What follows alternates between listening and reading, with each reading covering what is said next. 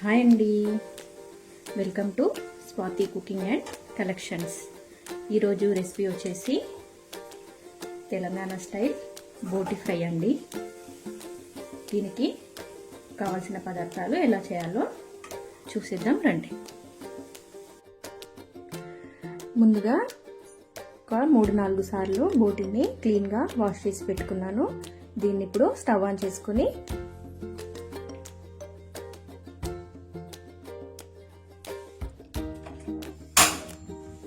Cooker పెట్టుకున్నాము.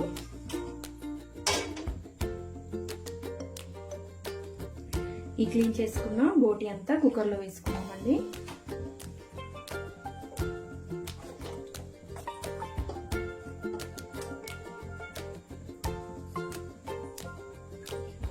ఇందులోనే కొద్దిగా పసుపు,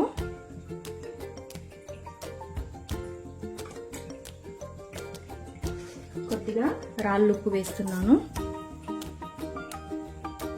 ఇదంతా కలిసేలాగా ఒకసారి కలుపుకొని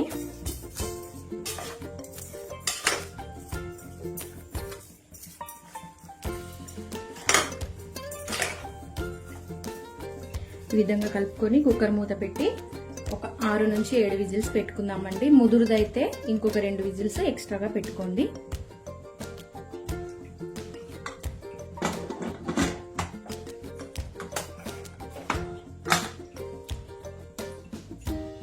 ఇప్పుడు ఒకసారి మూత తీసి చూసుకున్నాము.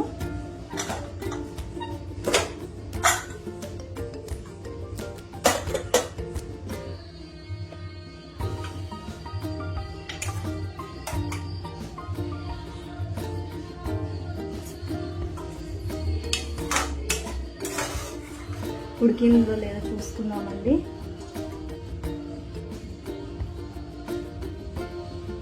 %90 వరకు ఉడికిపోయింది.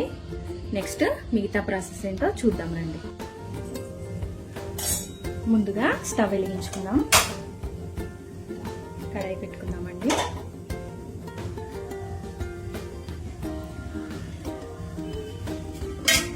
కడాయి వేడెక్కింది. 1.5 టేబుల్ స్పూన్ల ఆయిల్ వేసుకుంటున్నాను.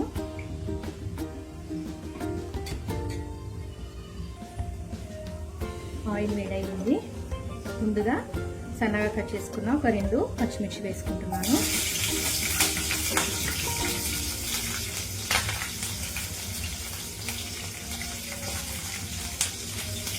అలాగే ఒక 2 మీడియం సైజు ఆనియన్స్ కట్ చేసి వేసుకుంటున్నానండి.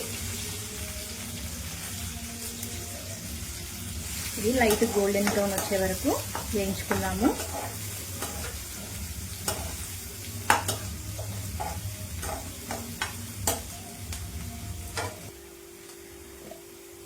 ఆనియన్ బాగా వేగిపోయింది. ఇప్పుడు ఒక 1/2 టీ స్పూన్ అల్లం వెల్లుల్లి పేస్ట్ వేస్తున్నాను. అల్లం వెల్లుల్లి పేస్ట్ పచ్చివాసన పోయే వరకు 1 నిమిషం పాటు ఇట్లా వేయించుకున్నామండి.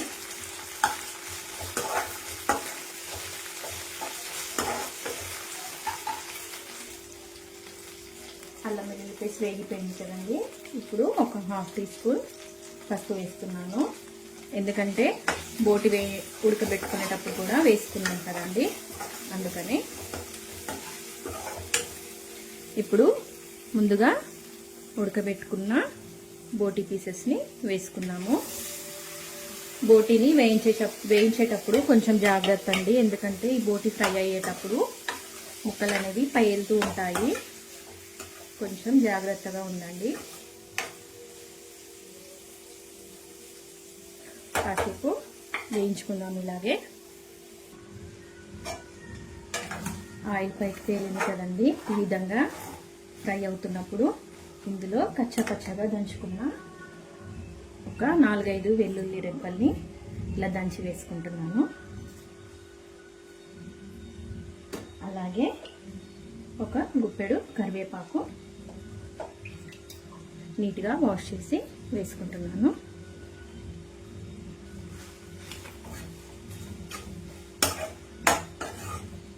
ఒక 2 నిమిషాలు వీటిని వేగనిద్దాము.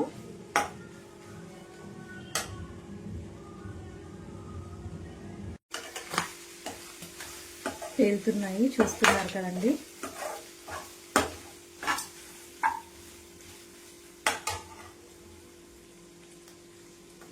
ఇప్పుడు ఇందులో ఒక హాఫ్ టీ స్పూన్ వరకు కారం వేస్తున్నాను, ఎందుకంటే పచ్చిమిర్చి కూడా వేసాను కదండి.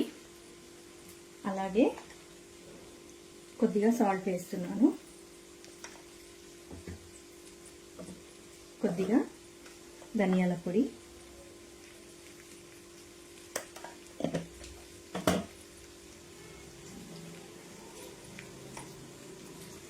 కొద్దిగా కొబ్బరి పొడి వేస్తున్నాను. వీటన్నింటిని ఒకసారి కలుపుకున్నామండి.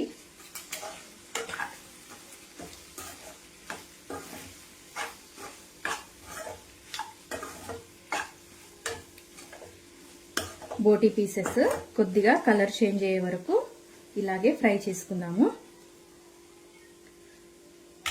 మూత పెట్టి ఫ్రై చేసుకుందామండి, పైకి పేలకుండా. ఒకసారి చూసుకుందాము. ఇలా కలర్ చేంజ్ అవుతుంది కదండి. ఇప్పుడు కొద్దిగా గరం మసాలా వేసుకున్నాము.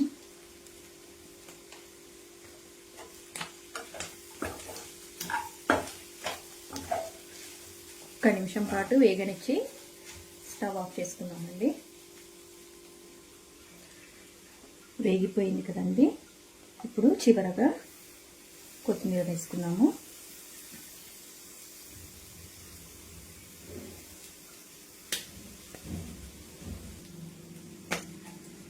అంతే అండి, స్టవ్ ఆఫ్ చేసుకుందాము. మీరు గనక నా ఛానల్ని ఫస్ట్ టైం చూసినట్లయితే లైక్ చేయండి, షేర్ చేయండి, సబ్స్క్రైబ్ చేసుకోండి.